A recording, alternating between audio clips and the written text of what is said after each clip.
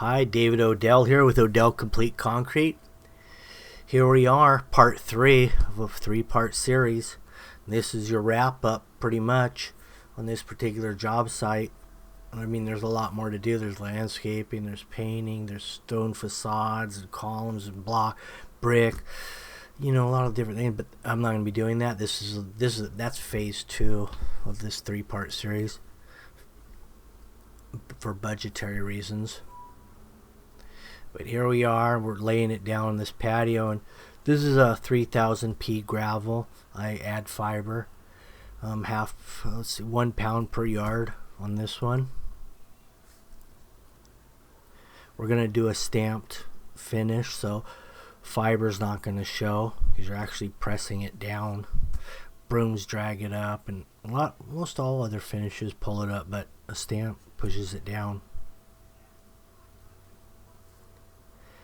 So that screed bore right there is also a semi-valley, very slight, because it pulls it out of the corner of the house and porch for drainage reasons. I've got a really simple screed system there. It's just a wood stake with a 16 duplex that my board rides on. Some areas you're not going to be able to drive a wood stake, so you can't really use that system. In this particular job, we're going to do 2 colors on this. We're going to throw an autumn brown color hardener over 5000 psi surface color, which means it doesn't fade, doesn't stain, doesn't chip, and the color stays pretty much the same forever, especially if you throw a sealer on there.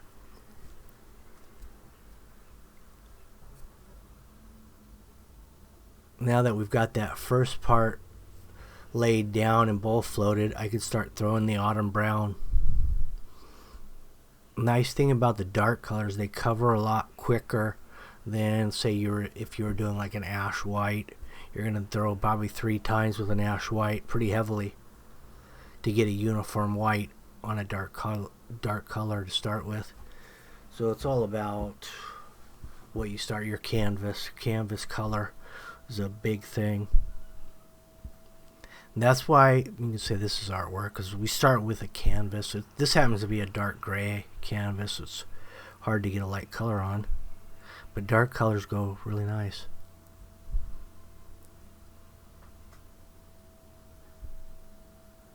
So we're getting a good 125 square feet of coverage per 5-gallon pail of color hardener. You could probably get more if you really wanted to stretch it, but I wanted to lay it on there thick so I could get a good stamp, because basically this is just sand, color, and cement, and that's why you're getting your 55 psi, 5500 psi, because it's a lot of cement, straight sand, and color. Now the more you get on there, and you can work it in with the natural water that's already in your concrete, it's an integral part of it at that point, which means it's not going to come off. And when you put your stamps on and you have all that cream, that 5500 psi cream on the surface there, as you push your mat down into it, you're not disturbing the aggregate, so which means you're getting a very clean stamp. I pull that off on an integral color, it's a totally different look. It's more rustic, not as refined.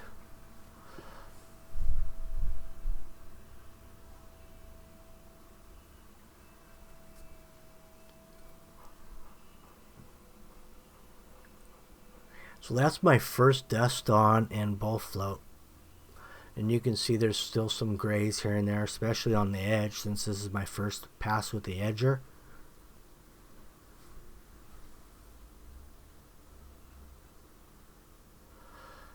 But since we have good bleed water because of the rain and the saturation of the road base, we're getting good bleed water, which makes it really easy to move your color hardener around. In some situations you may have to broadcast water out there to actually get it creamy. because you may be in a really dry climate.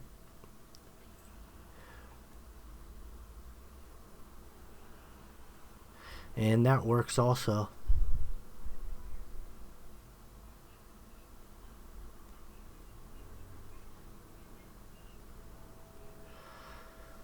Now the color hardener, the thing about that, especially the dark colors, they stain pretty easily. So plastic's a big thing. You want to cover all the surrounding areas with plastic, especially where everything is moist, because it really draws into moisture.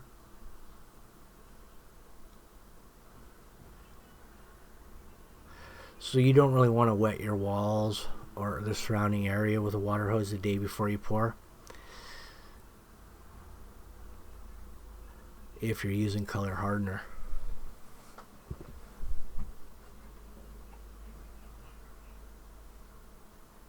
So this is an autumn brown. Then we're going to hit it with a dark gray release. Then we're going to stamp it with a 6-inch running bond wood plank. I believe Sportline or Boardwalk. It's a Boardwalk. It's made by Proline.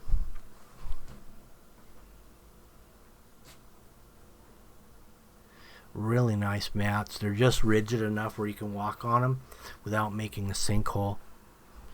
A lot of mats out there you get, if they're too soft and you step on them, you got a bird bath.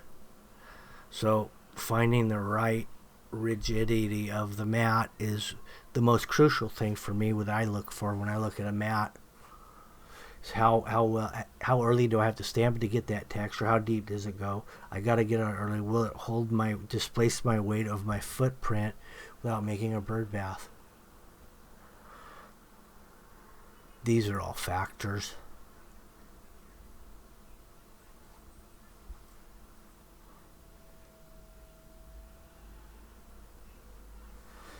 Now you can see it looks like it's a gray right now. It's a dark gray. Now if you're going to put a lacquer based wet look on here, it's going to basically turn it black. That dark autumn brown is going to get a lot darker as well. And that's the plan here. We are going to hit it with some wet look lacquer base. But we're going to have to wait to do that, especially during this time of season, when it takes a little bit longer for things to cure out, a lot of moisture in the ground, water's evaporating up. You don't want to get it trapped under some sealer. If you get your moisture that's evaporating up trapped under some sealer, you're going to have to strip the sealer because it just turned all white on you. Stripping sealer's never fun.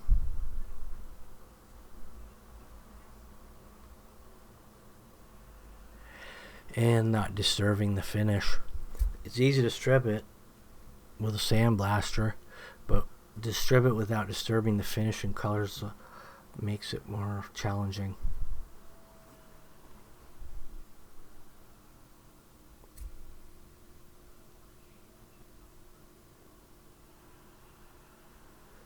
So here's your Boardwalk 6-inch wood planks with nail holes in the end of each plank.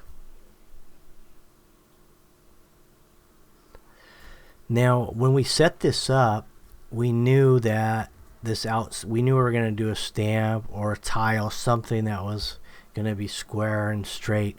So we had to make sure that this form is parallel with the front of that house. So when we did start stamping or tiling, we wouldn't have a 6-inch tile at one end of the house and a 3-inch or 4-inch at the other end. We want to hit that house, parallel, without having a 2-inch plank at one end and a 6-inch at the other end, which I've seen, and it's never pretty.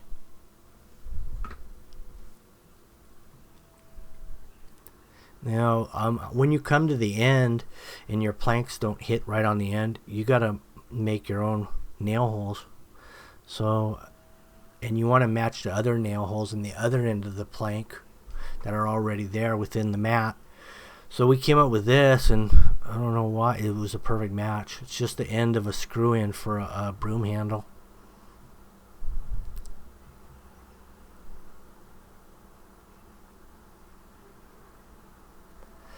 Now we don't have a floppy on this, so we can't really roll up tight up against the vertical walls, so we have to hand chisel and hand texture with a wood grain hand mat against the whole house and chisel all those lines through. So a lot of freehand work here. You really can't see what's happening because of the gray powder. So you just have to know by instinct or by doing it a while that, yeah, I have to hit it right here because I haven't hit it here. So it's a pattern. You have to have a pattern. You have to know where you've already hand stamped, where you've already chiseled, because you can't really see what's going on until the next day when you rinse.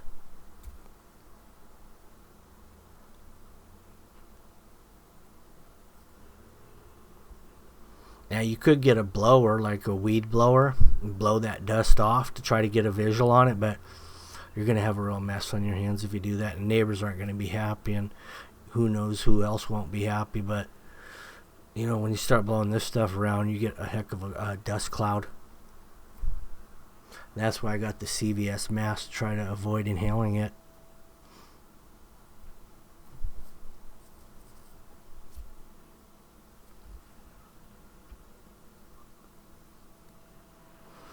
If you noticed when I threw that powder release, which I like as a secondary color better than the water-based stains and all the different afterthought stains.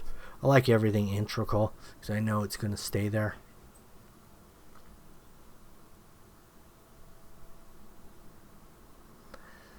With concrete, I don't like anything that looks painted. I like it natural.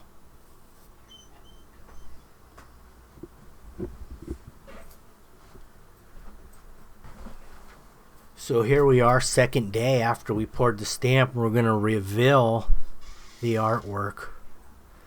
It's just going to be a surprise to me. It's a surprise to everybody because we don't know what we got until we start rinsing. So far, so good. I see the nail holes. The mats went deep enough. There's no double joints. Everything's looking really good so far here.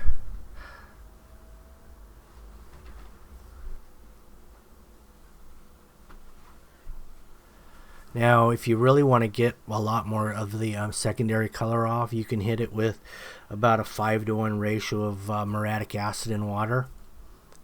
And that's 5 parts of water to one muriatic acid. Spray a light mist on there and sweep it around and then rinse. Then, of course, if you're going to seal, you want to neutralize that acid with baking soda and water. Will neutralize your acid. And then you're good.